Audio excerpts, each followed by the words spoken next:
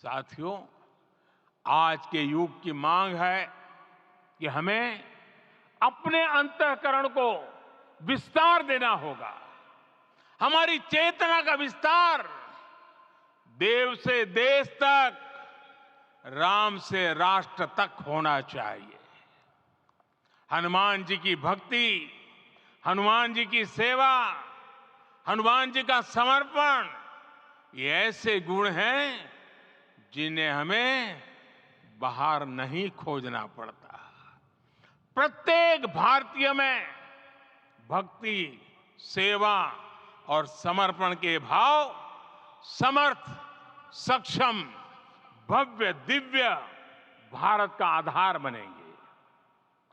और यही तो है देव से देश और राम से राष्ट्र की चेतना का विस्तार। दूर सुदूर जंगल में, कुटिया में जीवन गुजारने वाली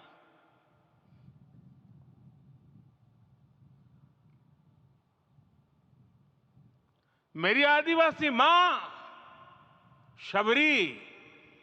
शबरी का ध्यान आते ही अप्रतिम विश्वास जागृत होता है। मां शबरी तो कब से कहती थी, राम आएंगे।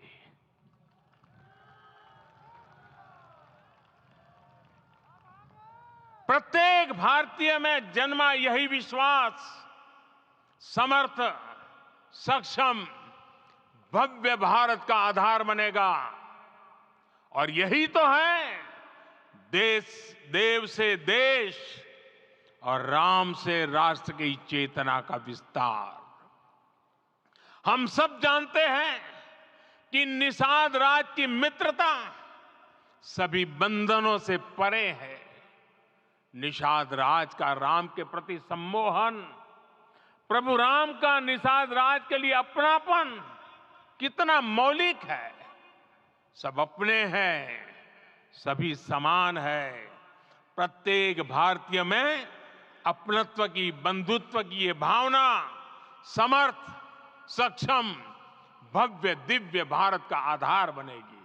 और यही तो है देव से देश और राम से राष्ट्र की चेतना का विस्तार। साथियों, आज देश में निराशा के लिए रत्ती भर भी स्थान नहीं है। मैं तो बहुत सामान्य हूं, मैं तो बहुत छोटा हूं, अगर कोई ये सोचता है तो उसे गिलहरी के योगदान को याद करना चाहिए।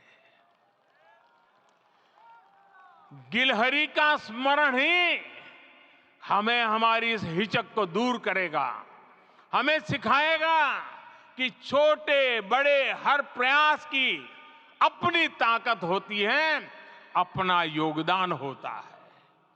और सबके प्रयास की यही भावना समर्थ, सक्षम, भव्य, दिव्य भारत का आधार बनेगी। और यही तो देव से देश और राम से राष्ट्र की चेतना का विस्तार। साथियों, लंकापति रावण प्रकांड ज्ञानी थे, अपार शक्ति के धनी थे, लेकिन जटायु जी की मूल्य निष्ठा देखिए। वे महाबली रावण से भिड़ गए। उन्हें भी पता था कि वो रावण को परास्त नहीं कर पाएंगे, लेकिन फिर भी उन्होंने रावण को चुनौती दी। कर्तव्य की यही पराकाष्ठा समर्थ, सक्षम, भव्य, दिव्य भारत का आधार है। और यही तो है देव से देश और राम से राष्ट्र की चेतना का विस्तार। आइए हम संकल्प लें कि राष्ट्र निर्माण के लिए हम अपने जीवन का पल पल लगा देंगे। राम काज से राष्ट्र काज, समय का पल पल, शरीर का कण कण राम समर्पण को राष्ट्र समर्पण के ध्येय से जोड़ देंगे।